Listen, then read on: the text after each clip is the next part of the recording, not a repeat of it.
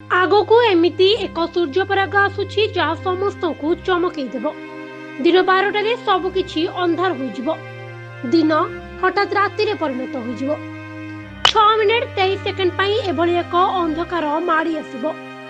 100 वर्ष रे एभली एक महाजागतिक घटना घटिबाकू जाउछि।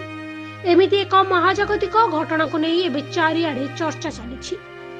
महाकाश विज्ञानी माने एथिरु अनेक किछि परीक्षा निरीक्षा पई चेष्टा करथिबा बेले साधारण लोक एही महाजागतिक घटना को निजे देखिबा पई चाहुछन्ति।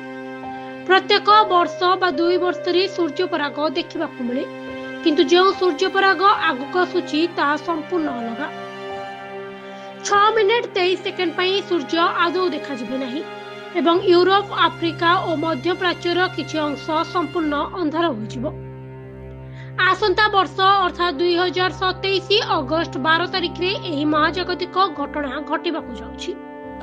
दिन में जेतेबेले हठात राति होइजिबो, एही दृश्य एक बड़ जनसंख्या देखिबा पई सक्षम हेबे।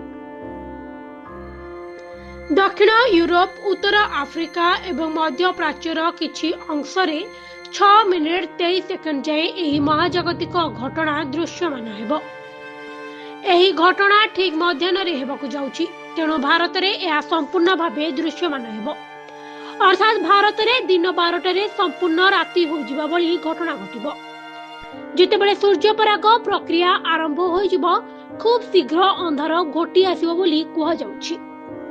भोर समय रे सूर्य जेमिति रहे सेमिति सूर्य देखा जिवो बोली विशेषज्ञ माने आकलन करूछन्ति।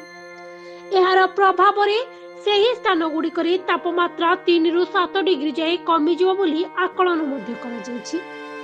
एहा छडा हठात राति भली परिस्थिति सृष्टि हेउतिबारु पक्षी गुड़िक किभली गतिविधि करिवे ता उपरे मध्य नजर रखा जायछि। कारण अंधार होई गले पक्षी गुड़िक निज बसा अभिमुखे फेरी आसुंती।